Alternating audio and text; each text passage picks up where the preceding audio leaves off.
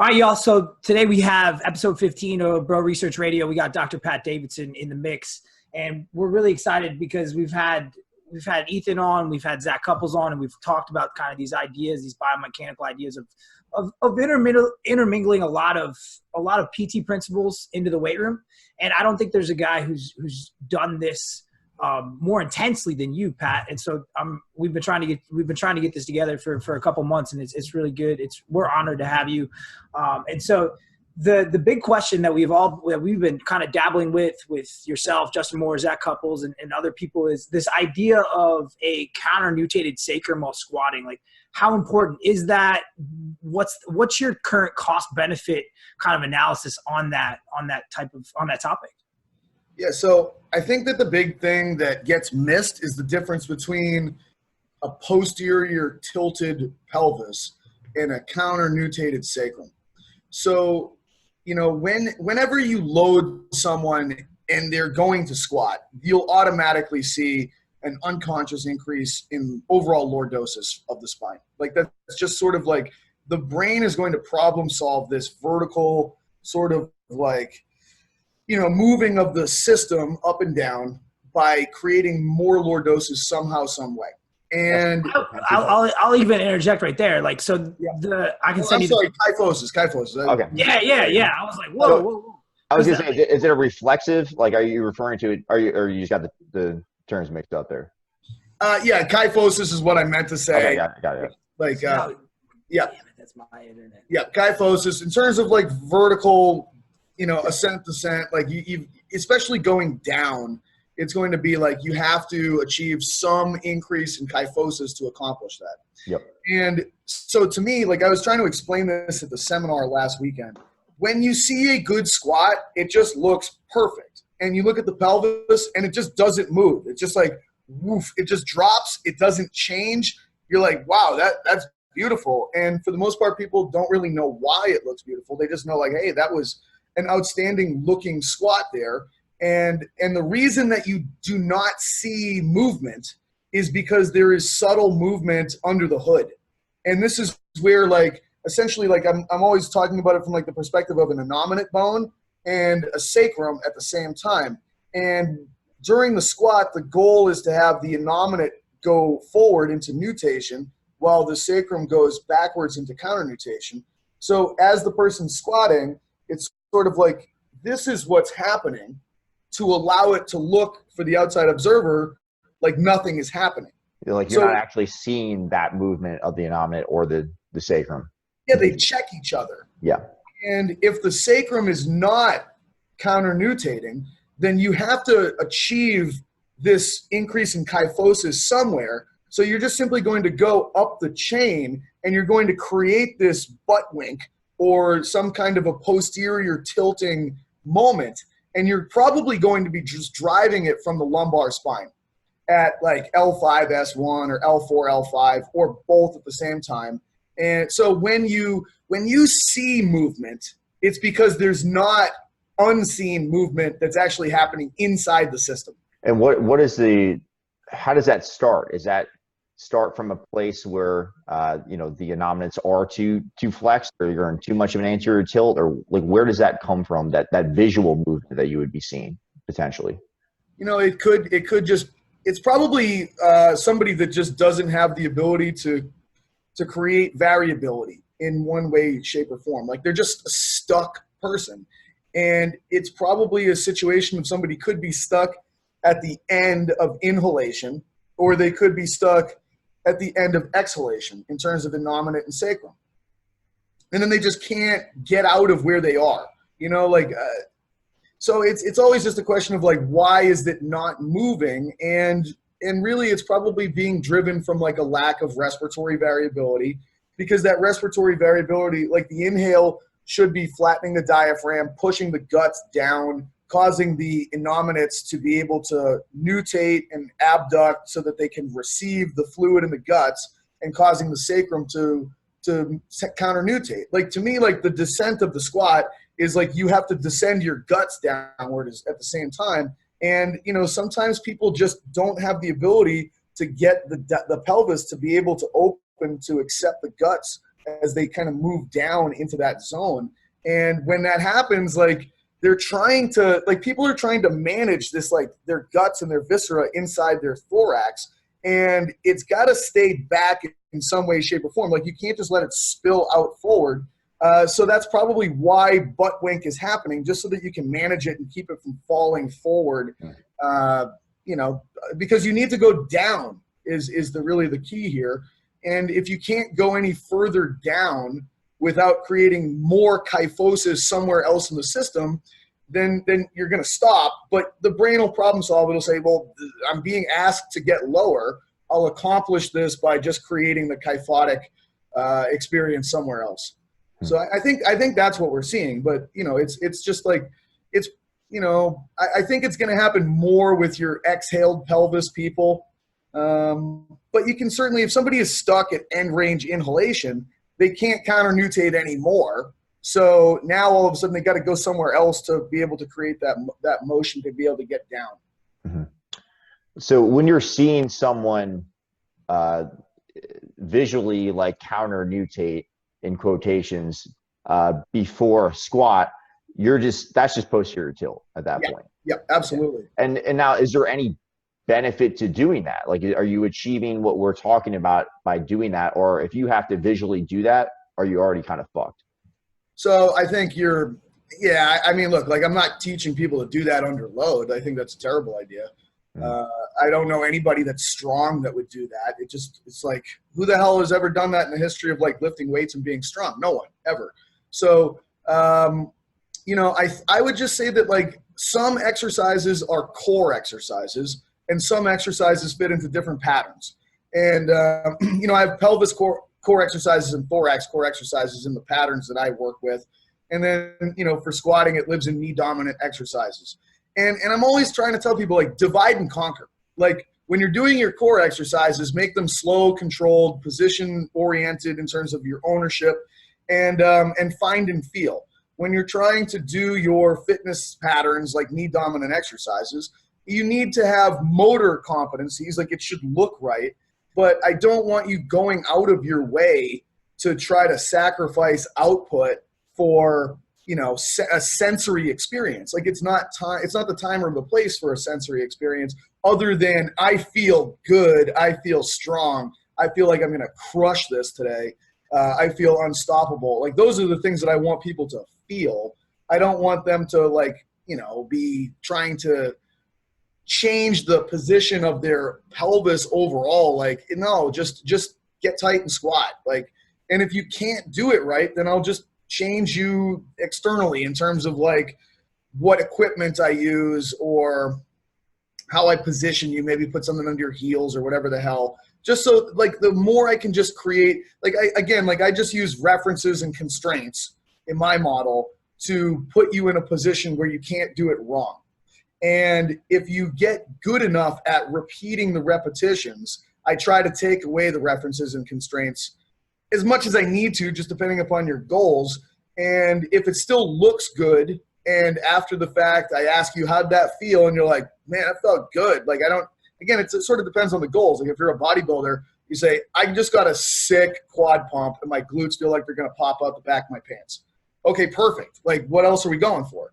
Or, you know, if you are like, you know, an athlete that's looking for track performance or something like that, and you say, man, I just felt like I could have driven that through the roof. You know, that's the sort of feedback that I want. So, you know, I don't know if that exactly answers what we're going for here. But I think it does. It clarifies things for me. You know, it's kind of like if you have to go, what I'm hearing you say is like if you have to do this visual representation of this, you know, neutral whatever bullshit that doesn't exist, you probably just picked the wrong exercise. And like, there's probably a better option for you somewhere else. And I think that gets into the conversation that Ben and I talked about, especially with something like hypertrophy, where it's like, man, like, do we even squat if we have to go through all this trouble to present something that doesn't look like complete shit? And like, maybe we should just leg press. Is that what do you think about all that, Ben? My big question is like, so when we see this quote unquote perfect squat in like in the normal fitness community, like you see, usually it's Asian lifters, and they have that perfect upright torso with a back squat. Like how are they getting that done? Oh, okay. Yeah. Well, I think partly it's just anthropometrics. So when you look at people that have like very long torsos relative to short arms and legs, like me, for instance, like I don't have great motion capabilities, but I can squat and stay pretty vertical because I'm 5'6" and I have a 5'3" wingspan. You know what I mean? Like my tibias are 16 inches long. Versus like, we've got some really athletic black people at Hype, and when they squat, it looks like a big hinge. And when you kind of look at their anthropometrics, they've got really tiny torsos and their arms and legs are super long. And, it's just like the more I look at people that have kind of like basketball bodies, the more you see them tend not to remain upright in the way that they squat. It's like, we can create that with them with, wedges and transformer bars and all kinds of stuff that gives them reference and, biomechanical advantages to be able to try to stay upright. But even in the same confines, I still see them more angled forward at the thorax. But then it's like, it just needs to be good enough ultimately. And like, what is the answer for like, what is good enough? Are we moving you progressively numerically towards your goals, and are you avoiding pain? And if we can kind of check those boxes off, then it's good enough. I'm going to share my screen real quick because this is super interesting to me. And that one of the big plays for this counternutated pelvis is that like, oh, we need to train this because we need to move vertically on a vertical jump. But this dude jumped 50 inches. That looks like a fucking hinge to me. Yep. And I think every time I look at vertical jumps, they look like Olympic lifts in the hang. Like that. That's where we're putting people. We're putting them in the hang, but it's probably like a below the knee hang and a triple extension. So that, like, if you're not training that, like you're not getting it. Yeah, 100%.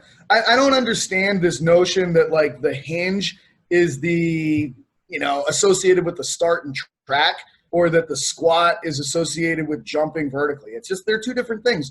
One of them is squatting, another one of them is deadlifting, another one of them is jumping, and another one of them is sprinting. They're just different things.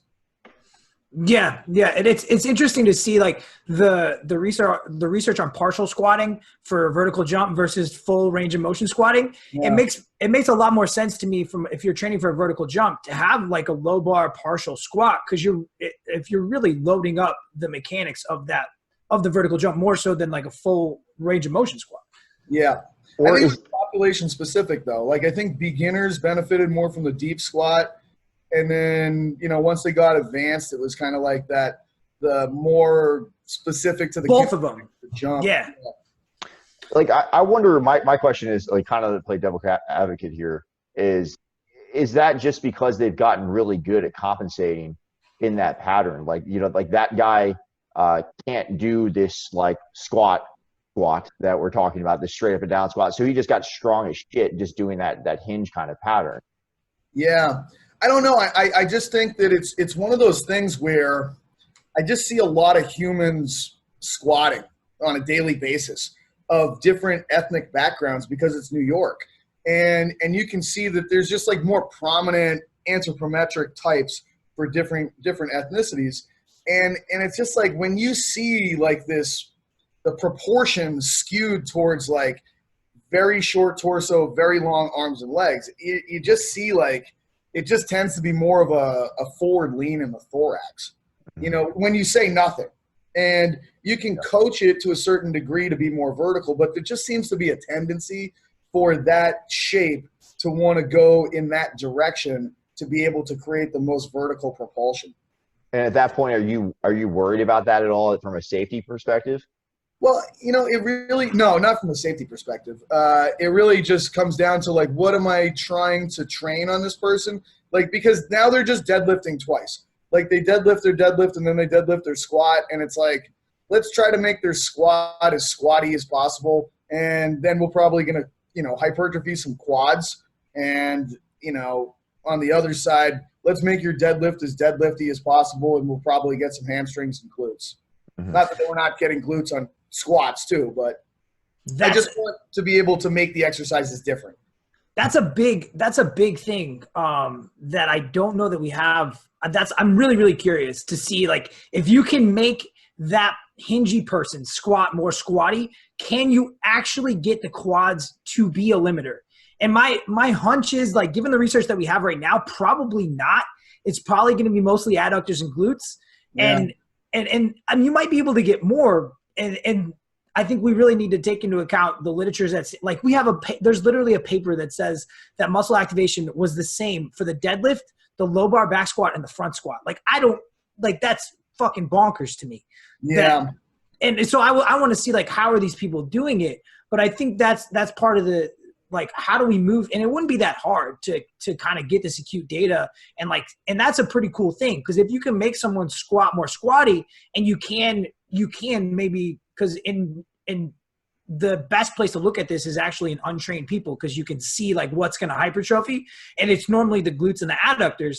And then you'll get like 15% growth in the adductors, and then 50% growth in the glutes, and then you'll get like 5% growth in the quads, and like 1 or 2 in the hamstrings. And so that's probably our best indicator of what's going on, I think, longitudinally. And so it'd be really interesting to set this up in newbie people and, like, get them to squat that way. And could you move this to more of a quad dominant type exercise? Yeah, it's such an interesting thing. And I'm just sort of playing around right now. I've got a couple of girls that are very strong, very motivated, and they both their natural tendency is to hinge their squat. And we've kind of reworked them and sort of brought them back to, like, baseline, started them really light, put them on a wedge, and use the transformer bar, and it keeps them pretty damn vertical. You know what I mean? And it's like, number one, like, the range of motion is tremendously different. And now they're squatting with so much more vertical activity.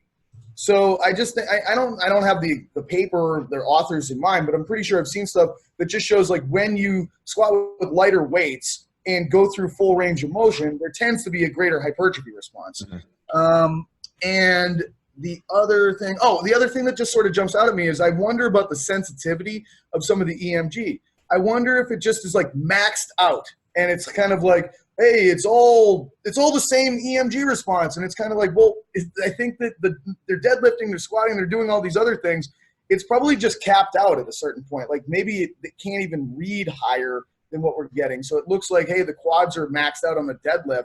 But it's hard to imagine that you're getting as much quad on deadlift as you are on fucking squats. Well, I just don't think they're getting quads, period. And so that's why, like, okay, I get what you're saying. I just don't think they're getting quads at all. Yeah. And that's my thing is, like, we can argue about the utility of EMG in motion till the fucking cows come home. Yeah. Like, this seems to be, if we really want to put this question to bed, the best place is to look in untrained lifters for maybe not even that long of a period of time. It's not that hard of a study to run. And then you're actually looking at muscle hypertrophy.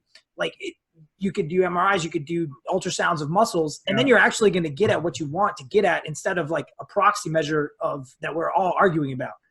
But now we got to assume that we have researchers that actually understand how to get a squat to be squatty. That's where I think, why can't it be you? Like, why can't, like, you know what I'm saying? Like, why do we just defer this to other people? Like, this isn't a very hard study to run. Like, we have all the equipment to run this study. Yeah. And it doesn't need a large sample size.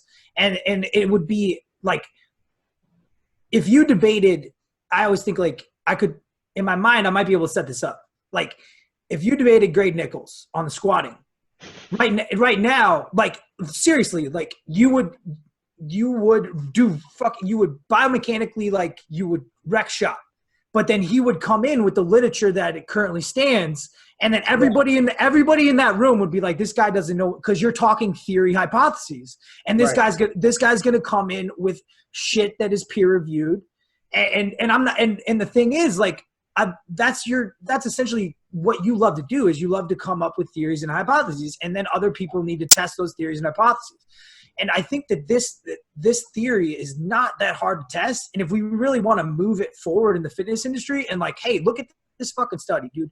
Like these other studies don't necessarily make sense because they're not testing the thing that you want them to test. You know, yeah, I mean, you'd really have to make sure you had imaging on your side. And I mean that from like even dartfish, you know, and just so that you can actually have some angles that you monitor. It shouldn't be that hard. Like I've just watched these hingy squatters, and it's like they never even come close to a deep squat. You know what I mean? It's just like it just keeps going back, and then it kind of goes forward. So it's crazy. It's just I don't know. I agree. Like there is no evidence that we can draw on to make like really smart statements that are supported at this point in time, other than, you know, like it is anecdotal. It is sort of like, hey, if you squat and you remain in a real squat the whole time and you do a miserable set, it feels like your quads are going to explode out of your skin after. And it doesn't feel like that when you deadlift to the point where you feel like you're going to die. That feels like your hamstrings and your glutes and your spinal erectors are going to like turn into battery acid and wash down the back of your heels. So, you know, it's just kind of like, I don't know. And then you're going into this land of like, does the pump and the burn equal, you know, the responses that we're looking for? Yeah, I think there is some data to back this up in terms of like if you were going to write the introduction in the method section, there's a paper on safety bar squats and their torso angle was more upright. And so then they had the EMG results were less than stellar because they were untrained in the safety squat bar. They got like a trap or something. Yeah, they just didn't know how to do the exercise. And so it was, but the joint stuff did change. And so they were able to keep a different torso angle. Yeah. And so that to me is like, all right, so we have, and they probably haven't seen any of this stuff. So it's like, what happens when you put people like legitimately like set it up, because this is a new thing. So you set it up in favor of the thing like that. If you're going to, why would you not? Like, yes, there's confirmation bias, but we got to start somewhere. So you set it up with a nasty low bar squat, hingy low bar squat compared to a fucking transformer bar with a heel lift and see what happens. Yeah. And Noraxon stuff, like none of this is that expensive. Like the Myomotion Lab, like you can get all dartfish, you can get all those joint stuffs. And even just putting it out and having a contrarian viewpoint, I think would be stellar. The thing that would be difficult, I feel like, with that is now like, how do you adjust for load? Because now you're going to be able to. That's why you got to use untrained participants that are novices, because they've never seen this shit before, and then you give them a new thing, and then you see what that new thing does. If you take any of us and you try to do it, it's going to be tougher because we already have biases, and that's why I think normally we're after trained populations, but I think in this study design, you'd probably be after an untrained population because they're a blank slate. You need to have a very specific population too. Like we were talking about the anthropometric stuff, you know, like how do you set that up? I mean, I agree, man. Like, I think that we got to get some amount of research on it. And I don't know that it needs to be perfect right off the bat, but there are a lot of factors, you know, like if you throw that, you know, 7 foot tall basketball player into the squatty squad group, like he's just going to suck, you know, like, you know, it might, or maybe not though. I don't know. But you can set that up in inclusion criteria. Like you can set that up. Like everybody has to have this femur length and be in between this height. Like all that stuff is 100% doable. Yeah. I would love to see somebody pick that up, and then just call somebody in to coach them, you know, and like just have people in there doing it. It's, to me, like that, it's not like I'm invested in this. I think it's an interesting idea. Like, and then cause then you have a new thing. And then, cause right now, everyone, like, these are the same things. We can use them interchangeably. And that's kind of the problem. And cause that's what Pat's saying is like, no. These are fucking different things. Like we need to separate these things. And we don't really know in the research what squatting like a squat does. Like what does that thing do? Does it help you move more vertically? Where is it gonna help? And that's kind of that's what would be really cool, because then we would kind of be able to separate these things as not the same. It's really interesting the way, Ryan, you said that it showed that the low trap was the most heavily recruited muscle in I think that was the biggest difference Yeah. with the different squats. Yeah. So, yeah, like we've been playing around with different settings on the transformer bar, and we found the nastiest one so far is the 2.5 setting. And as soon as I use that, I've never felt a squat feel the way that this thing felt. And I looked at the video, and it's the first time my pelvis has never, butt winked under horribly. And, literally the first time that the first set that I did that was hard, the thing that failed on me was my low trap. Low trap, yeah. Yeah, and like I just remember I was like out of breath. I felt weird, and like I just felt like I couldn't like support it anymore. I got done. Anyways, the next day I woke up, and it felt like somebody had like jabbed me in the middle of the back on both sides, like fireplace pokers. And I was so sore in my low trap. It's like I just have never felt that in my life. And it was just such an odd sensation. But it ever since then, it's been fine. And I've learned to adjust to the exercise. Yeah. But even, being trained, like it was literally a new movement. And now it's like the amount of quad and glute is just like, it's just different. Like it's pretty wild. But yeah, it's going to be a difficult transition to be able to get that into method sections and understood. And this merger between biomechanics nerds and physiology nerds, it's always one of these ones that's kind of a tough play because they're always feeling like, oh, you're not getting my point. But, like we need to just get them together in the same study, really. And yeah, I mean, I don't know. I might be willing to do it at some point. I don't have time now to run a study on top of the. We hit question number 1, so let's. No, that's perfect. Good.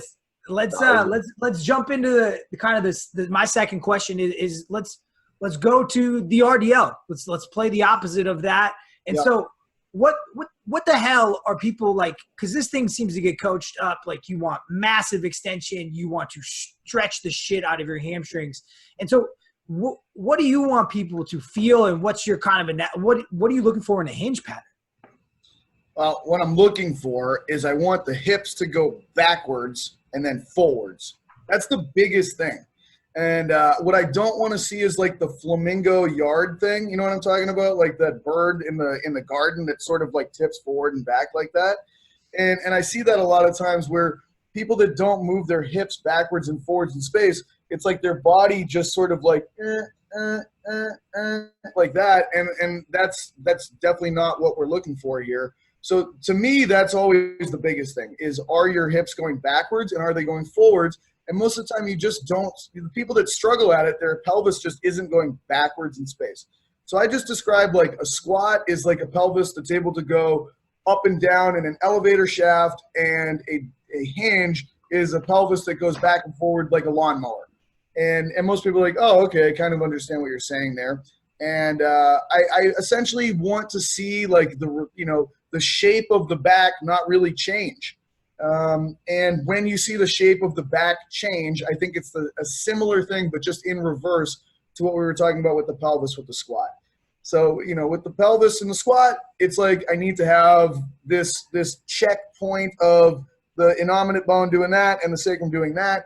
In the deadlift, I need to have the opposite, where the sacrum nutates and the innominate counternutates. And if that happens, I cannot see it with my eyes from the outside, but it looks like the pelvis basically stays the same and it goes forward and it goes back.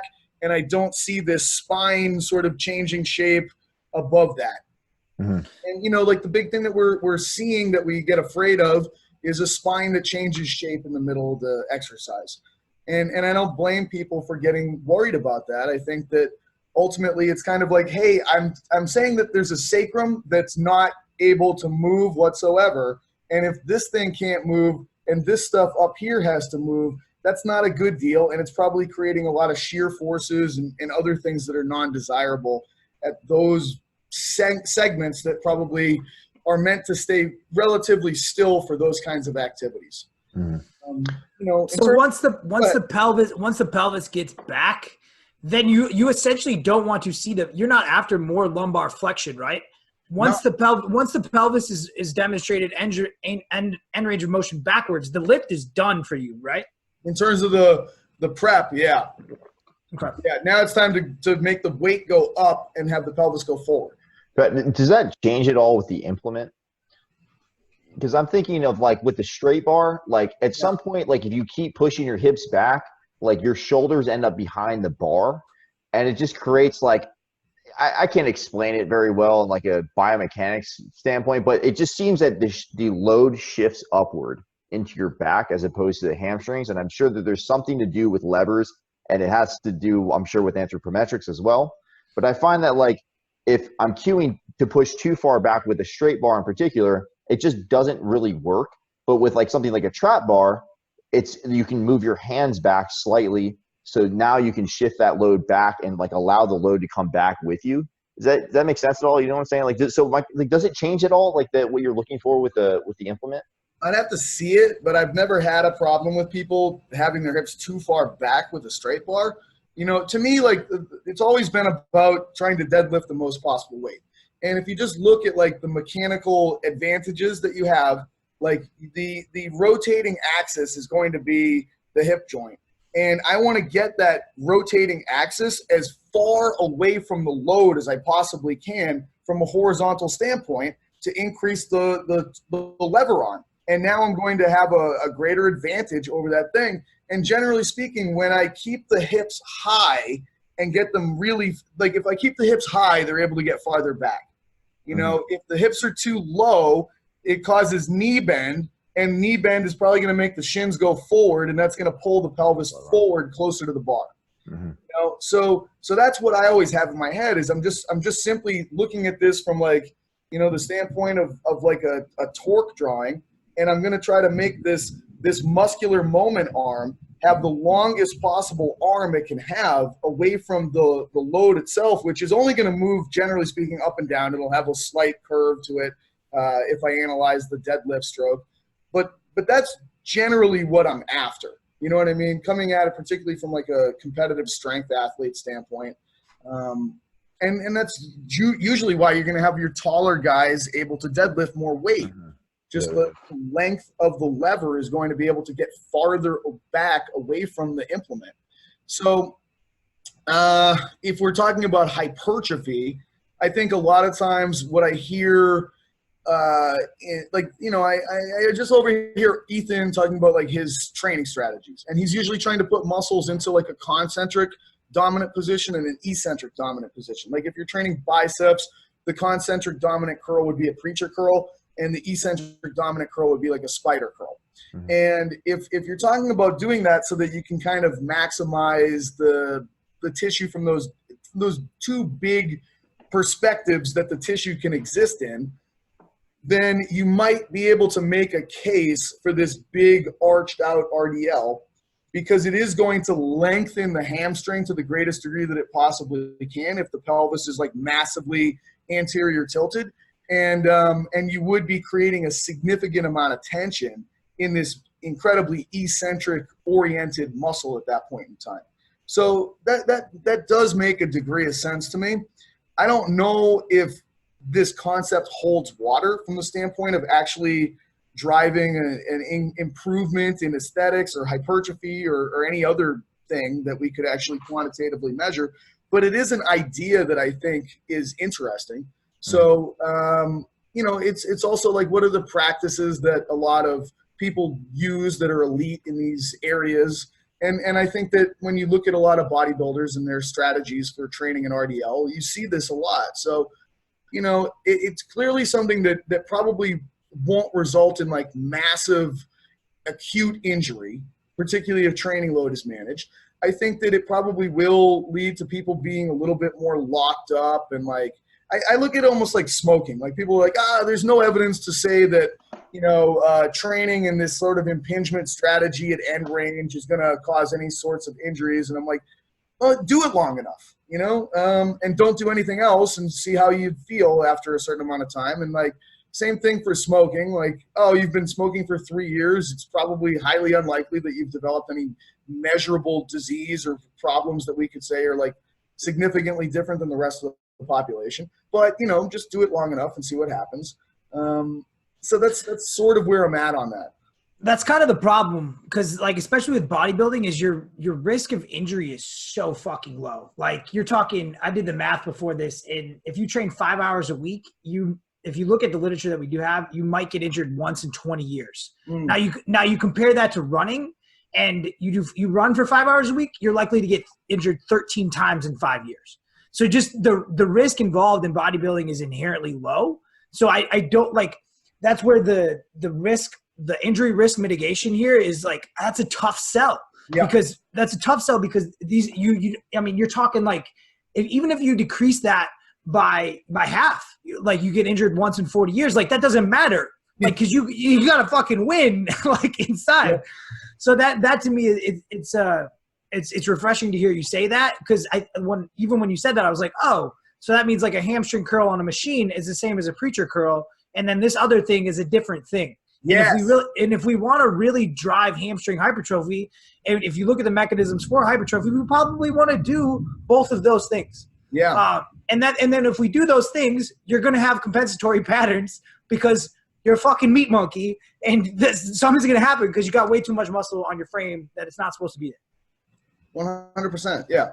And it's like, I think that so many people like I got into training from an athletics development standpoint. You know what I mean? And with athletics, you got to think, like, if I'm working with a baseball player, like I've got a pitcher and it's a right-handed pitcher. They always fall off the mound too far to the first base side after their pitches. They're losing command. They're missing, up and away inside on right-handed batters. And they're not fielding their position effectively after, and this guy has strain on their medial elbow. And it's sort of like, well, let's take a look at his mechanics and let's see why this is the case. And it's like, oh, guess what? He can't get into his left hip. And, it's like these typical things. Like, we're going to measure this guy. He's lacking, femoral internal rotation. And if we can restore that, and then the guy can train his mechanics following that and learn how to be able to get into his hip, follow through, and be straight on at the plate, like maybe we improve this guy's command and maybe he can field his position after, and maybe we reduce the amount of strain on his medial elbow. And those are real things for that population. Whereas with bodybuilding, like you said, and because look at the injury rates between throwing a ball versus lifting pretty heavy weights a whole bunch of times. It's not even fucking close. Like, you throw a ball, you're going to get way more jacked up than if you lift weights. And, it's sort of like there's this bleed over that people don't appreciate, and it's sort of because it's like, oh, I know this thing from this world and I'm going to apply it across the board to all other worlds.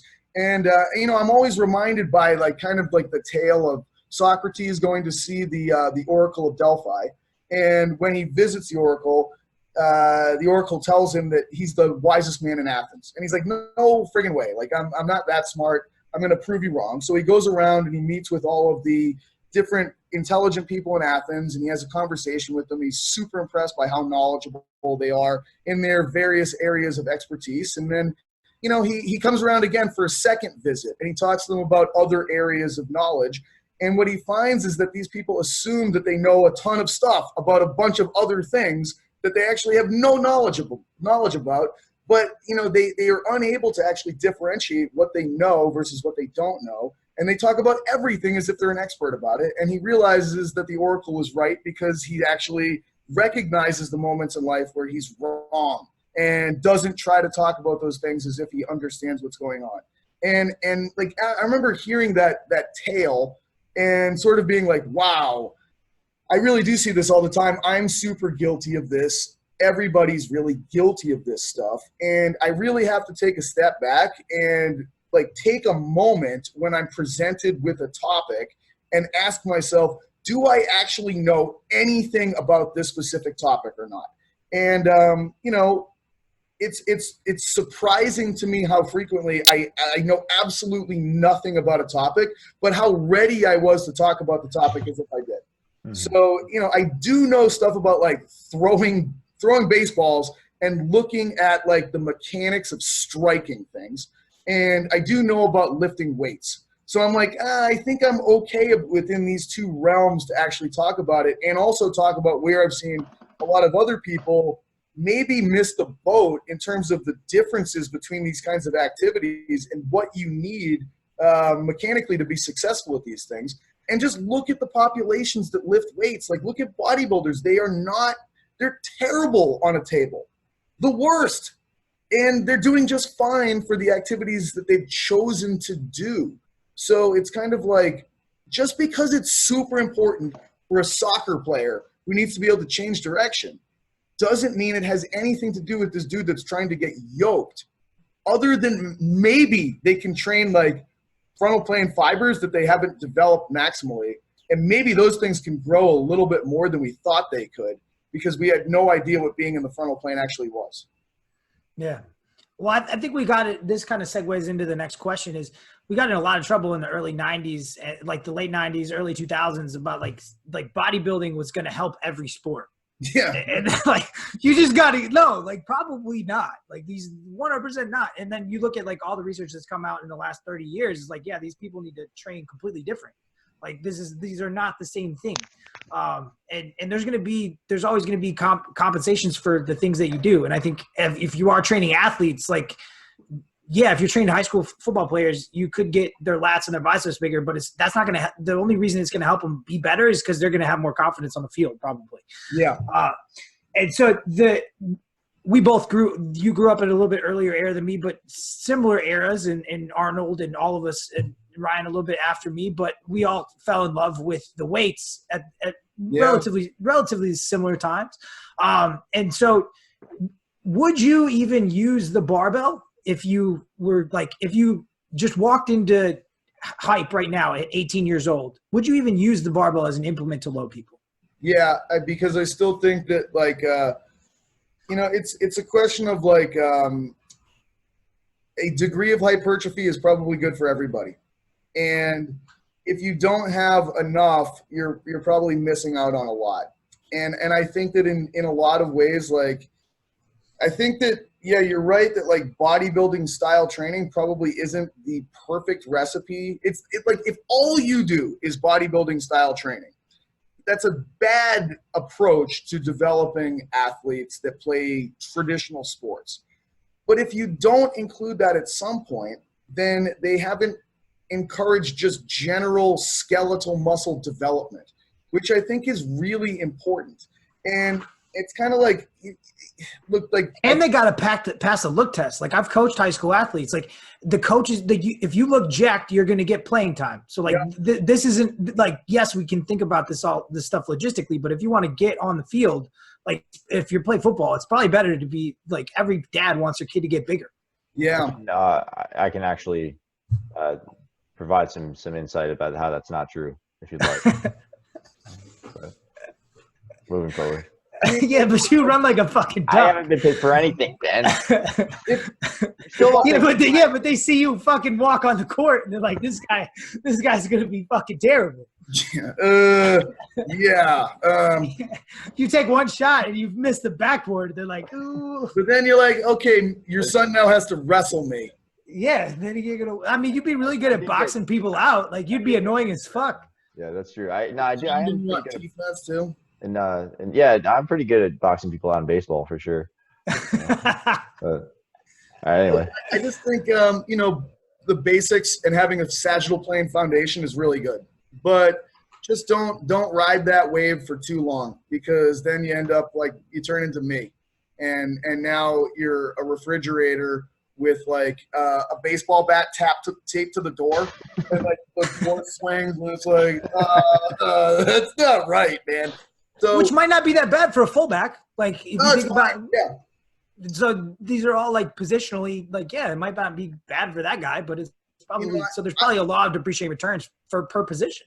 I fell for a pretty simple story in the early to mid 90s when I was, I was in Little League in 91, 92, and going through like Pony League, high school, that type of deal through the mid to late 90s. And just think about who the dudes were that were the biggest studs in baseball at that time. Like, I would be home in the summer. Like, I would go to like baseball camp in the morning. We had a great thing in Cape Cod. We had the Cape Cod Baseball League. And the guys that played on your town's team would teach a baseball clinic. And as a kid, like, I would go at like I don't know, ride my bike there at like 7 in the morning and play baseball for like 3 hours and get coached by like 19-year-olds who were like, we looked at these guys like they were gods. They were like D1 baseball studs, and these guys were jacked. And then like you go home and you watch Sports Center and you see like, you know, McGuire and Canseco just dropping bombs. And then after Sports Center got done at that time, these fitness shows would come on ESPN, and it was like bodybuilding, and you'd have Big Rick and Dr. Pete just like crushing Smith machine squats with fanny packs and Zubats and tank tops. And like, it was like very clear, simple story for me to follow. Like, if you want to be a stud, okay, you got to like act like these dudes, and then you got to look like these dudes on Sports Center. And these guys that come on after Sports Center are jacked too. So just do what they do. And that's all I did. Like in high school, I just crushed bodybuilding style workouts because I would watch this stuff every day. And half of the reason I was watching it was because Kiana was also on Body Shaping, and she was Smoke. And then there was like the other, like the aerobic shows. I learned a good chunk of exercise and training and like basic nutrition advice as an early teenager, adolescent, by staying on board for the females that like were on these shows, but like subconsciously hearing this stuff over and over from these bodybuilder dudes who were, you know, just doing basic bodybuilding training. And I connected it with trying to get better at baseball. So it really is interesting, but that was literally my entry into all of this stuff was through that as a medium.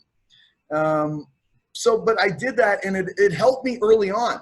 Like I can think like, you know, I started lifting when I was in what, 7th or 8th grade or something like that. And all of a sudden I was crushing baseballs and throwing absolute rockets. And then like, you know, it was a substantial like improvement, but then all of a sudden it was like diminishing and then probably going backwards. Mm-hmm. And I just kept working harder and harder and harder. And it just, you know, it just wasn't working. And it's, you know, but at the same time, it's like, I'm glad I went through that process. I'm super grateful. You know, it's like that terrible question, if you could go back in time and change it, like, oh God, like I would never be me. Like, I'm grateful to be me. Why would I change anything about it? So, but no, I just, you know, part of this process has always been trying to like undo these things and like restore some level of athleticism. I like to compete in things that require athleticism. And, you know, I knew that like college wise, like I couldn't get into certain positions on like the follow through of a swing or like the follow through of trying to throw a ball. And these coaches didn't have any clue. So they'd just like fucking jam your leg into a position. I'm like, dude, I think you just literally tore everything in my knee. Try harder. To keep my front side in on this follow through. Yeah. I don't know why my front foot is spinning out. Like, I have no idea. But, you know, so it was just really interesting. We'll tape it down. Tape it down. They had tape then. Put a wall over there. They're the fucking seven. So it's like you have these things that are almost like prerequisites for getting into specificity. It kind of sounds like you need to have like some level of generalized fitness before you get into your specific training. So like one question I had is like, do you have that process with your clients as well in New York City? Because they might not have very specific goals. Like, so at what point do you start to get into more nuanced things, or do they just keep a more generalized training program? That's a great question, man. So this is one that I've been spinning around in my head quite a bit, actually, even before I saw that written down. And, you know, most of their goals are aesthetic. And so it's kind of like, well, what would you do if you were training someone for aesthetics? You train them like a bodybuilder. And it's kind of like most people can handle training like a bodybuilder. And it also gives you more options from the perspective of training clients, because it's like you don't need to be married to a tool. I'm not training this guy like a power lifter. Like I've got this one dude, it's kind of like, you know, again, his goals are aesthetic based. And he doesn't look like much, you know what I mean? But I'm going to try to help him look the best he possibly can. So I feel like we need to have some kind of a hinge motion in there, some kind of a squat motion in there. And even with like trying to go with like kettlebell deadlifts and stuff like that, even that was like bothering his back, you know? And it's always like, I'm listening to this guy's life and he's got like family, stress, job stress, blah, blah, blah stress. But at the same time, it was like mechanically would do the exercise and like, he'd be like, yeah, it just doesn't feel good. It hurts. So I'm like, I got to come up with something for this dude. So, you know, it kind of led me to like, now I get this guy doing good mornings on the squat machine. Mm-hmm. And like, I tried it with him. He's like, wow, I've never felt my hamstrings work that much. I was like, what about your back? He's like, I didn't feel my back at all. So I was like, there's your deadlift. Mm-hmm. That's your deadlift. And same thing for like squatting, where it would be like, it looked really good actually, but he'd always be like, yeah, my knees, it's just kind of like a little bit achy. So the only thing that we do now is I put him in the squat machine and I put a block behind his back foot and we split squat. And I remember after we did that the first time, like he looks at me like, dude, that was the most fucked up drill I've ever done in my life. I hate you for that. But like, he's like, yeah, that one bothered my knee. And I was like, really? That's my recipe for no knee pain. And I go, where in your knee? And he just points to the middle of his quad. And I was like, oh, that's not your knee. Knee, yeah. That's pretty amazing. So it sounds like you're trying to get people to find and feel things and like just experience what they expect in the gym. And then from an adherence standpoint, like bodybuilding has the most, I think inherently has the most novelty. So you can move them around. And if they're getting results in New York City, they're probably happy, right? They're thrilled. And a lot of them are people that get to me after they've had a couple other trainers. Like this guy in particular, you know, he's like, you know, I've had more progress with you than I had with my last guy. I had my last guy for like 6 years, and I've been with you for 3 months. And I was like, well, yeah, because we measure stuff and we do the same stuff over and over again. In what way was he, like in this particular fight, like in what way was he progressing? He looked better. He felt better. He was stronger. You know, like his numbers went up. He's like, you know, people are actually, well, at work are now like, hey, have you been working out or something? So that's the kind of feedback that you get from clients. Well, that's super interesting to me because it's like, that tells me that this shit does matter to a degree for hypertrophy. Is like, because if you're just making everything like a systemic metabolic workout because you're just like fucking flopping around the gym and not actually using active tissues, like we're probably not going to get hypertrophy. So yeah. Like that's in me. And like, again, we don't really have so much of the research on the stuff that we're talking about, but like, it tells me that it does matter to a degree and that the result will probably be greater. Unless he changed his whole lifestyle. Like maybe he thinks you're really cute with your backwards hat and he really wants to look sexy for you. I don't know. You notice that this is hat number 2, by the way? Hat number 2. I didn't want to say anything. You noticed that like I started like ear to ear grinning during one of your monologues. I'm like, he fucking changed his hat. That's why you think you should want to get back on the call. Yeah. So that's cool. I mean, it does tell me that. Yeah, I got Skype. I just wanted to make this time right, so I can change hats. You like that everyone has to look at your hat at once. Yeah. There's nothing else to look at. Look at my hat. And then Ryan will just give this like quizzical hum, and then it'll be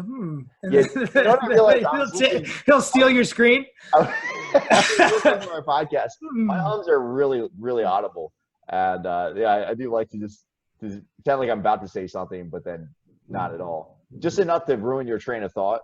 Yeah, it's well placed. Well placed. You know, but you actually helped me because you actually helped me like really specify my train of thought.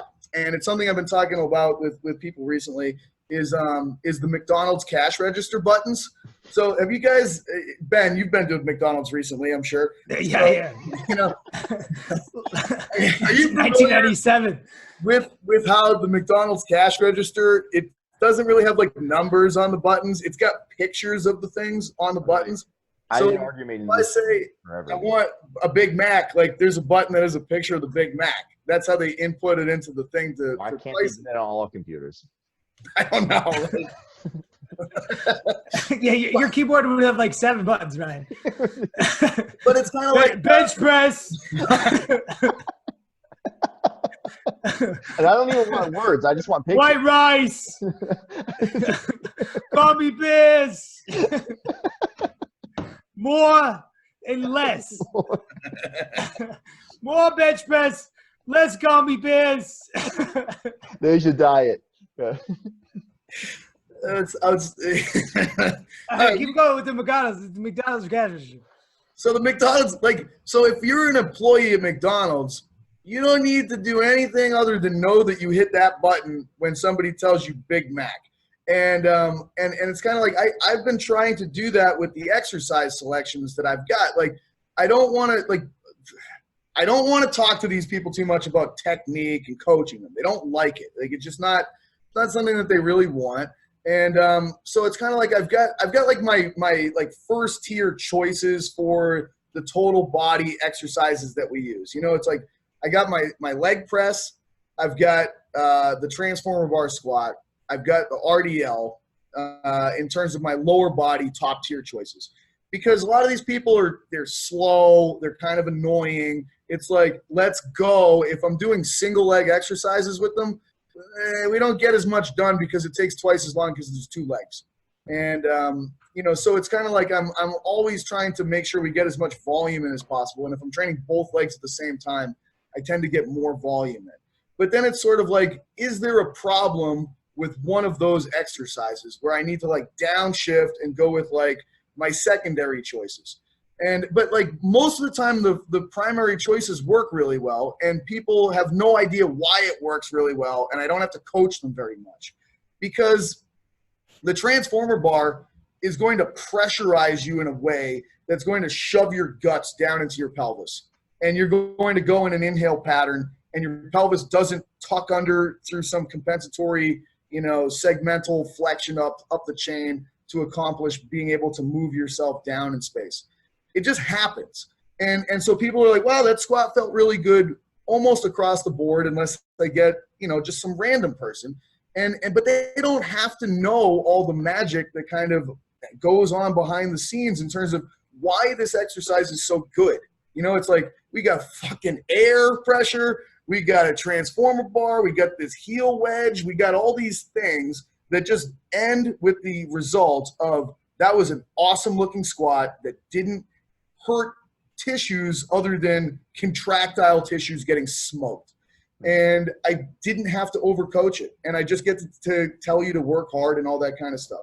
Same thing with the leg press. Like, whoever built this thing, like the shape of it just puts people's pelvis in the most perfect spot imaginable.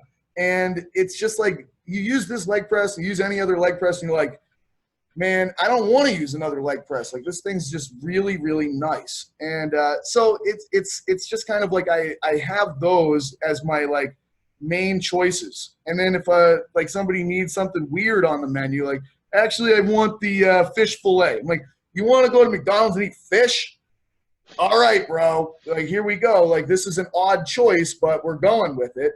But I have these sort of like secondary and tertiary options that, you know, all of a sudden it's like, I'm not going to split squat you unless I have that back foot shoved up against a block behind you so that you can feel that back foot.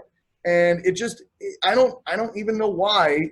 It's like a McDonald's cash register button in my head. I'm not even 100% sure why that back foot pressed up against a solid object works so well. But it's just like a million times more muscular for a rep. Like, you know, we just added split squats back into the program for the group I train with on Friday, and my glutes are still sore, and we only did 2 sets of 10 reps. And it's like, oh my, I couldn't even believe it. Like, I woke up in the middle of the night to go to the bathroom Friday night, and I was like, what the fuck happened to my glutes? Like, it was a pretty wild feeling. And then it's just like 4 days of soreness from 2 sets. Seems odd because we had built up to 5 sets of 10 on 2-foot squat in the same session as 5 sets of 10 deadlift and 5 sets of 10 leg press, all jammed into the same thing. And so I was like, I don't know if anything can really get me sore at this point. Like, that's about as horrible as it can get. But no, the 2 sets of split squats with the back foot on the box just ruined me for half a week. Yeah, that's super interesting. I think just hearing that, like, a couple things really, really stuck out to me in that you're trying to coach as little as possible. And I think that's something that, like, when you start to, I remember, like, when I first started training people when I was like fucking 19 years old, I wanted to tell people everything I learned. I was annoying as shit. I wanted, and like, they like would gloss over and I would keep going. And like the majority, like I just bowl through. Like eventually, you're gonna care about this Turkish get up thing that you just don't give a shit about. And so I think that like the things that you care about, your clients probably don't necessarily care about.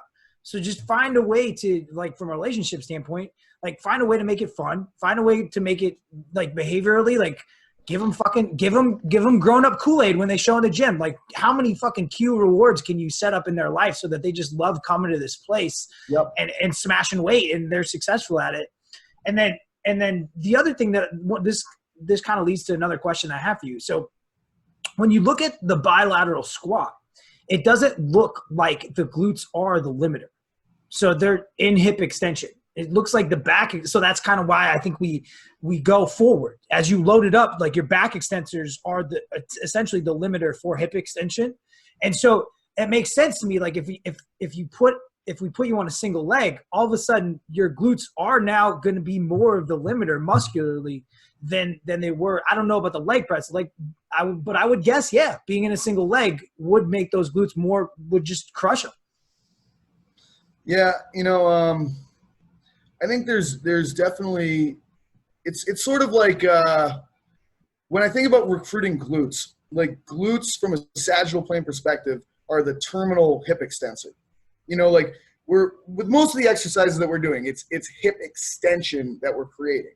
And it's like, are you extending from a position of being pretty far into hip flexion, or are you extending from almost being in terminal hip extension? And generally speaking, hamstrings are going to be the extensors from a significantly flexed place, and glutes are going to take over more and more as we get towards end range hip extension. And let's face it, like people just are terrible when it comes to hip extension, like authentic hip extension. I put hundreds and hundreds of people on a table, and fucking everybody's awful. So you're just not getting there most likely under almost any circumstance.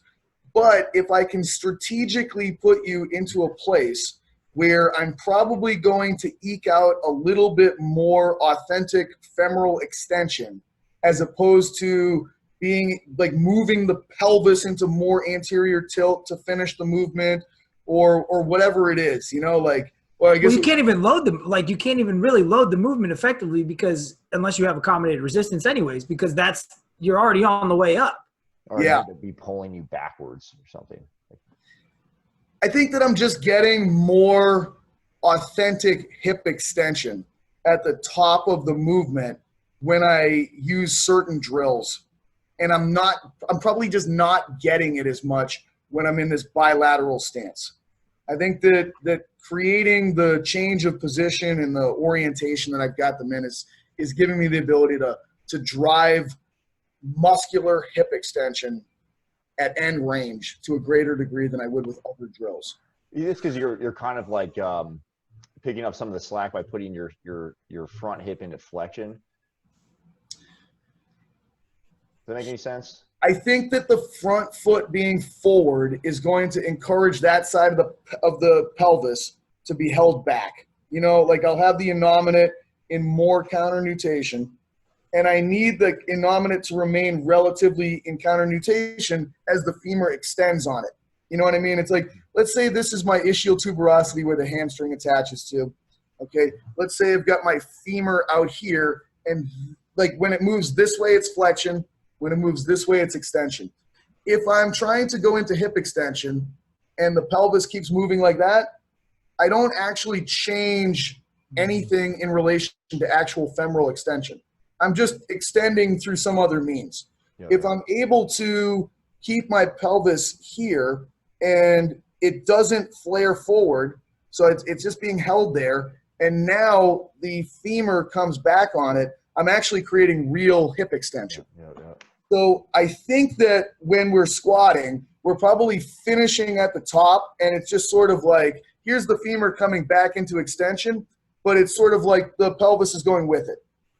And it's sort of like I come down into flexion, and I go, and that's then you just need glute bridges, man. Yeah. That's the solution. You just need a glute bridge. If it puts you in that place where you're getting end range hip extension without you know, just the pelvis and the femur moving at the same time like this, because that's just, I'm just trying to get across this point that, like, that's not hip extension.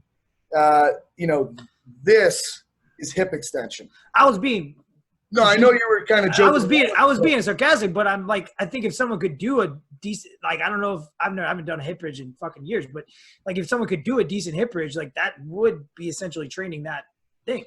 Yeah, if you can approximate the ischial tuberosity with the posterior femur, you're going to get glutes. That's just the name of the game. As that femur approaches end range extension, it's just that fucking nobody does that. It's just really hard to do.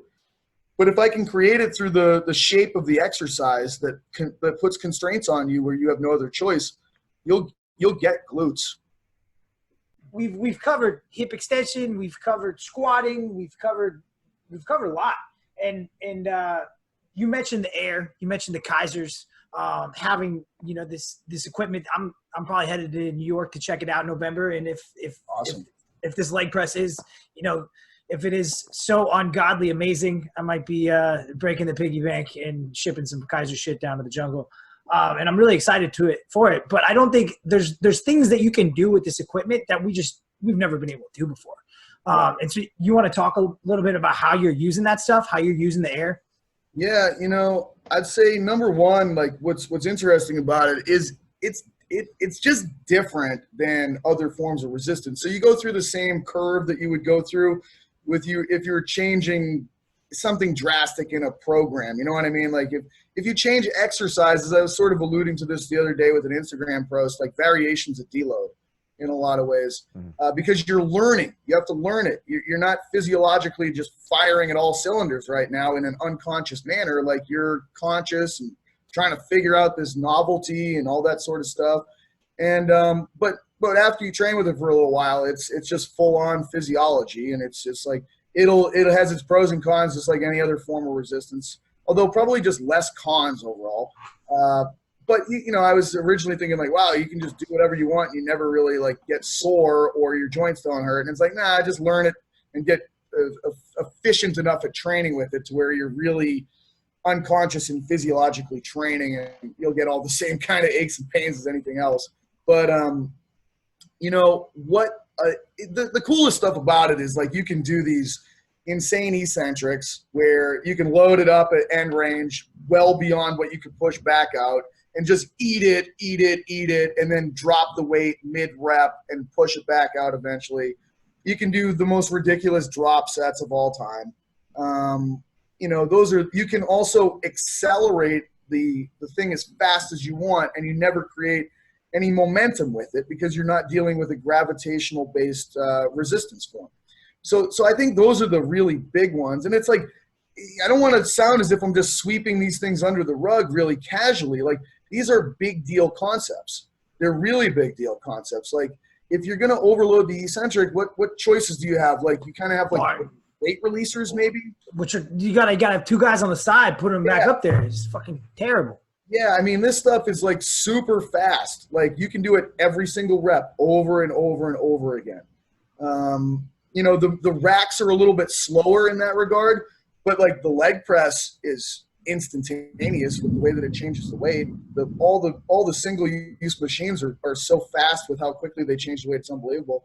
You know, if you're a trainer at a gym or something like that and you load weights on and off of things all day, this is like God's gift to you, because like I don't have to, like, just think about how shitty it is with a leg press where you're like, okay, I got to get like 20 45-pound plates and like put them on this thing, and then I got to take them off at the end. It's like, I'm just going to push this button. And if I'm Ethan and the 1,200 pounds that it offers is not enough, I'll wrap a band around the whole thing. But like, let's forget that he exists for a minute. Yeah, and for the rest of us, it's just like the button is just fine. But yeah, it's very cool from that standpoint. And also the fact that it displays your power especially for training general population, where, let's face it, like, effort is probably the biggest thing that you're consistently trying to like nudge out of them. You're like, hey, that last rep was this fucking imaginary score to you of 58.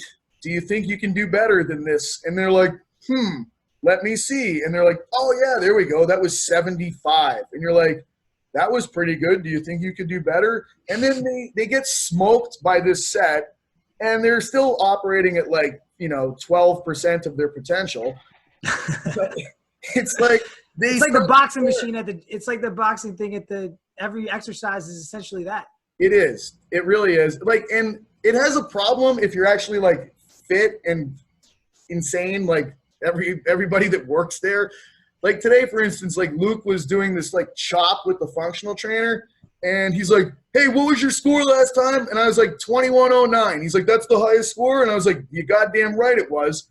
And he's like, "Oh, I just beat it. It's at like whatever." And I was like, "Oh, that's because you're using more weight than what I was using last time. You got to put it on the same weight." And then like it just turns into this nightmare because somebody beat my score, and then I'm like, I will literally kill myself to make this number higher than yours. I don't care what it costs me. I don't care what kind of downside there is. I will not stop fucking chopping on this thing until I beat you by 1 PSI, whatever the one watt. And then like I walk away and I'm like, oh, my neck and my shoulder. Fuck, why did I do that? I think that every time somebody beats you on the Keiser chop, they should be able to do the power hour, and you have to tape it. Well, you already see it happening. Like you get enough of us doing the same thing, and we're gonna get so ultra competitive. Like Rua had like the thing where you're doing like that, and he's immediately he saw you guys do that. He's like, "Oh, I'm gonna fucking do it." Yep. And he was obviously he could produce a lot of wattage because he's a fighter. Dude. So there's no way. That was the most pitiful looking punch I've ever seen. How did he beat you? Like that thing looked like it was like a 1200 watt one on ours. He had it on a different arm setting. I saw some other dude from another gym sent me a story of him doing it too, and it also looked like it just didn't like, So setting standards is going to be important. Yeah, it really is. Like if I lose to Vinny and it looks like a really violent, terrifying motion, which it usually does, I'm like, okay, I can live with that. Like that was Vinny seems to be like the only person. Vinny and Ethan. If Vinny and Ethan beat you, you're like, all right. If anyone else beats you, well, if I see somebody and it's like the whole machine like shakes and it looks like it got pulled up out of the bolts, I'm like, well, goddamn. But that thing was like, nah. So no, like there's no way. We're going to have to go on the same one at the same time, and he's going to have to just be humiliated like most people when they interact with me, which I know is similar to one of the other questions that you had here. Which is kind of leads into the next question of like, when is this 30-30 concept going to be available for people to experience? I don't think that's the question he was referring to. Asshole question. Yeah. No. I definitely thought. We'll get there. That's so nice. We're working with the software company right now, and it's like we've had nothing but good news on this so far. Like they're currently like streaming the information from the leg press. They're just building one scoring computer system off of one machine right now.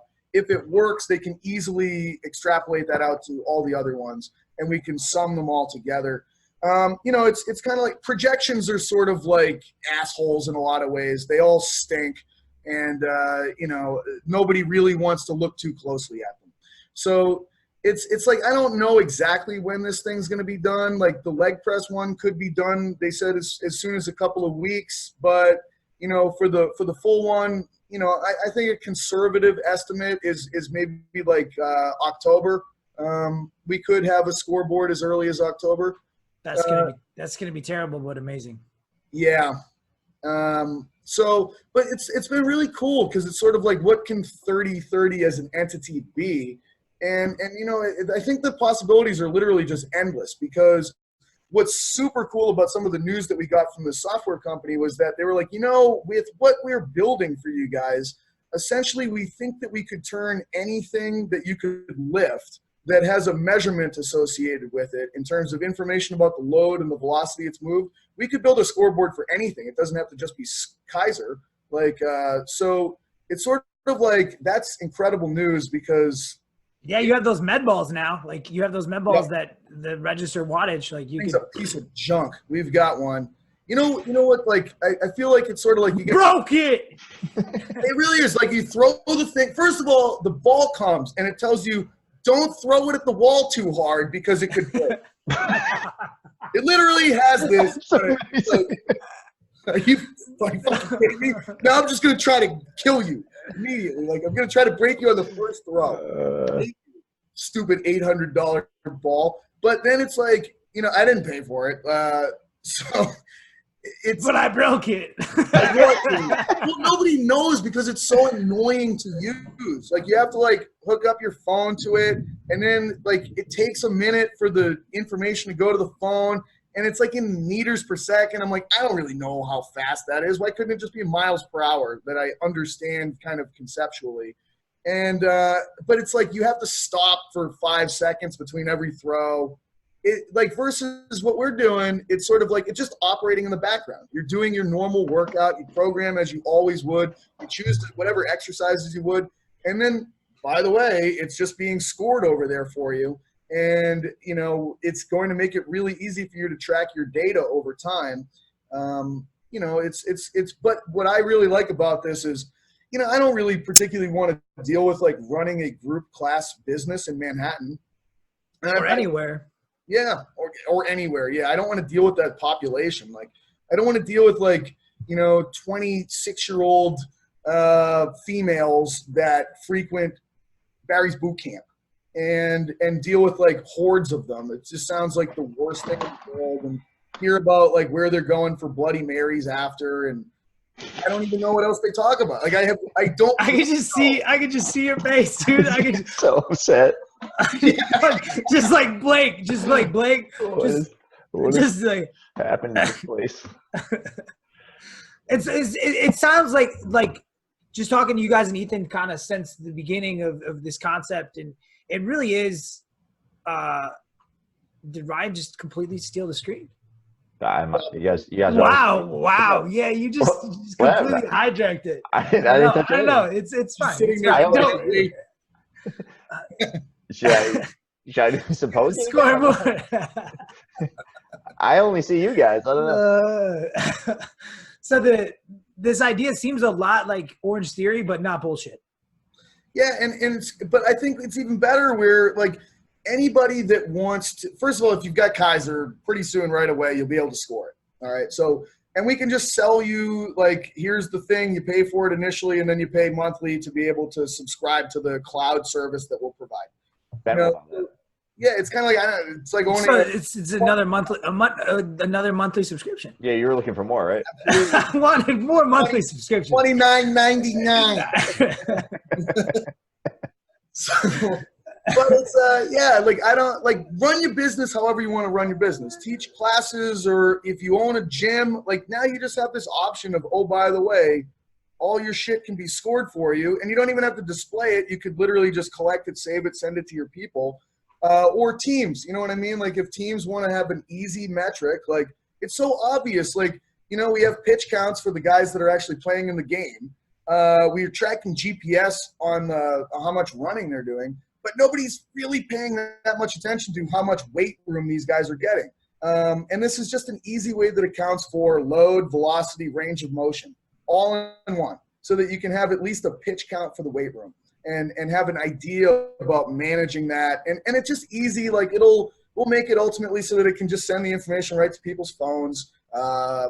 It's just tracking. It's measuring stuff for people in an easy way that's a single measurement. If we want to make it more complicated, we can do that pretty easily. But overall, it's kind of like it's just a service that we could provide for people to add to their concepts that are already in existence that would probably just make whatever concept is already running better. That's cool, man. I'm excited to try it out in November. Maybe Ryan can come up. Yeah, yeah, for sure. I do think that ultimately, like the Keiser equipment choices that we made and intelligent programming that we can provide for people and a scoreboard is kind of the Cadillac version of it, though. Like if you want to pimp the thing out and just make it as badass as you possibly can, I think that we're coming up with the recipe. And we're just going to keep training with it as like savages. So we'll just kind of continue to vet it and figure out what we like, and then be able to just give people good, solid recommendations. And, you know, I'd rather run a parking garage than deal with, you know, running like children's birthday services. Like nice and quiet behind the scenes, and I don't have to deal with the circus of entertainment, group fitness in major metropolitan regions of, you know, just people I don't want to deal with. Yeah, for sure. And I think that's why a lot of people get burnt out in this field is like they open gyms and they don't realize, like, dude, this is a business. The things that you care about, other people probably aren't going to care about, and they get burnt out. And so, like, this is possibly a way for you to, you know, you have those people that do care, that you have your one-on-one clients, and like, this is just another service that you can provide that is going to give people results, and they're going to have fun, and it's going to meet their expectations. Yeah. I don't need to make $20 billion either. You know what I mean? It's sort of like, I'd like to be able to have enough money to pick and choose how much I want to work in terms of one-on-one stuff, have more time to be able to read and write, and be able to train, and then get outside and play, quite honestly. Yeah. You know, so I know what my priorities are. I know what I want, and I know what I don't want. I see some of these super rich guys that have been consumed by their businesses, and it's sort of like I want to avoid getting sucked into like the next 30 years of my life being like, you know, nonstop associated with doing that. It just looks like a different version of hell. Yeah. So if people want to like get a hold of you or find out more about what you're doing, where would they go? Would they contact Ethan? Yeah, totally. Like, he's really easy to find. He's all over the gram. You know, he tweets more than Donald Trump. So yeah, he's the guy. I think the easiest way to get in touch with me is probably just Instagram. Like, people are like, is it more professional to send you an email? I'm like, I don't care. It's all literally just going to my phone. It doesn't make it. So slide into your DMs. Slide right into my DMs, baby. Or just post, like, comment on a post, or like what. I don't even care. Like, I could care less. It means nothing to me what the exact like method is that you get in touch with me. Send your videos of your squat and ask Pat how you could do more squatty. Yeah, that's what he wants to see. There we go. Yeah, I definitely want. Yeah. Everyone, listen. If you're still listening to this podcast, Pat has agreed to personally look at all your videos. Coaching, baby. And not even exercises, dude. If you just have just give him videos like terminal hip extension. Better? Are you getting it? Is this the right hat for this outfit? Look, man, I definitely appreciate quality trolling. So if people want to troll me in a sophisticated, you're gonna need a 5-year-old propeller hat. You'll gain my respect to a very high level.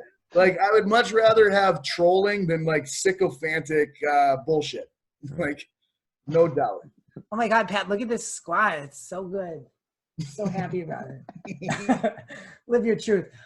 So this kind of gets to our last question that I'm really excited that we're going to get to. I've seen this out for like 33 minutes so I can put on another hat. Yeah. We got this question goes 33 minutes. We're in trouble. So I've met a lot of your mentees, and you have a personality that people in the strength field tend to gravitate towards as a mentor, and you're not cuddly, like you're not. And so you want to talk a little bit about how the key to being an asshole to other people and then having them like you more for that.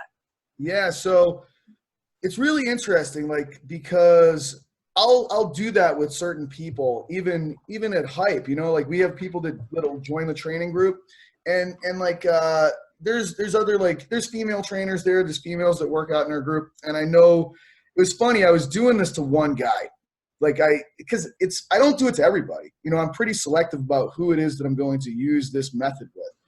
And I don't know how to explain it. It's like I can just smell them. I can smell which people like need that versus who doesn't need it. And so I start going in on this guy, and I see this one girl that's part of our group she's just looking like flabbergasted and terrified, and like she has no idea what's going on. And she comes up to me after and she's like, she starts, and I was like, whoa. I already know what you're going to say, but trust me when I say I know what I'm doing here. Like, I've been doing this for a long time, and it's come in many different names, shapes, and forms, but this recipe will work for this person. And it's funny because we actually just talked about it yesterday, and she was like, you know, I have literally witnessed what you've done to this particular person, and I've sort of seen the way that you've segued and transitioned and got them to become part of the group. And now that they're part of the group, this person is like kind of changed and become more confident and comfortable. And so it's interesting. Like, you know, I think that in large part, like, I got that kind of coaching when I was a kid from certain coaches that I got, or I witnessed the way that they did it with other guys. You know, the guy that I had as a coach for mixed martial arts, he was like this master of reverse psychology. And he would do it to me. He would drive me out of my mind. He would do it different to me. If he would see me like on the mat struggling, you know, you're getting fatigued, you're getting beat, you can kind of get dejected. He would all of a sudden start going, it's okay, Pat. You can quit. You can be just like everybody else. Nobody's going to think any less of you. It's fine. Just give up. It's not a big deal. And this would send me into a rage, like literally a rage. And like, I would scramble, get out of there. I'd start working really hard, and I'd finish and I'd be like, you son of a bitch. He's like, it worked, right? Like, and I was like, yeah, it really did. And, but I'd see him really get in there on other people. And what it typically would do is it would make everybody else in the group rally around that person. And it would make him kind of this temporary bad guy that everybody could rally against. Like, you need some common thing that everybody agrees is sort of like, we're going to work for or against this thing. And it's really easy for me to set myself up kind of as like the person that this person's going to prove wrong or to rally against. It's like, so I think that's a big reason why I do it. Like, and the other thing is partially that I do think that the nature generally works with kind of like an alpha and a beta. And you know, I've seen it with, like, my family was always raising animals. We raised dogs. See it in the puppies right away from like the time that they're like a week old, 2 weeks old. You'd see them like stratify and create a hierarchy. And I think humans do the same thing. And in the modern world, we've kind of, it's cloudy, you know, because you have a lot of people that probably have more beta personalities that are, you know, they're being highly successful and they're being put into leadership roles in some way, shape, or form within like industry or the workforce or things of that nature. But they probably aren't wired to necessarily be accustomed to being in that space. But anyways, they end up in the fitness world, or they end up in performance related sports. And in some ways I feel like they're more comfortable when they're put into some role where they're kind of being, it's almost like you let a beta type of personality experience being in that situation for role clarity. And once they feel like they're actually more comfortable in that place, now they're able to start to emerge and become more part of the group. Again, I'm trying to create a group, and to have a group feel, a group identity, to have people come together. And I think that two part of it really works. And I don't keep people there forever. You know what I mean? It's just in the beginning that's typically my strategy with certain people. It's funny because Ethan's literally watched me do this now for about 10 years. And he can predict it before it even happens. You know what I mean? He's like, this guy's going to get that treatment. And then he watches it happen, and they sort of find their way into the group in a place that they feel comfortable. And now that they're part of the group, they start to give me shit back. And that's when I know that we've gotten to a really good place, because they feel comfortable. And it's like, oddly enough, that is the plan with it. So he put on his rally cap, and we're really, really thankful for having you on, Pat. It's been amazing. The RDL and the squat talk, I think people are going to get a lot of those two conversations. And you're currently doing a tour around the U.S., maybe even the world, talking about this stuff in a fun way. And And so you want to let people know what you're doing and what you're up to? Yeah, for sure. So it's the Rethinking the Big Patterns 2 seminar tour that's going on right now. I've got some coming up. The next one's going to be Austin, Texas, September 14th and 15th. Following weekend is going to be Montreal, Canada, the 21st and 22nd. Then it's going to be Queens, New York, October 5th and 6th. Then I've got, I believe it's like the last weekend of October, going to be in Scottsdale, Arizona.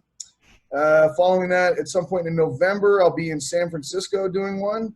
And recently talked to Joel Proskowitz in London, and I'm going to do one with him in April. And the other big, we just finished filming the exercise database for Rethinking the Big Patterns this past weekend.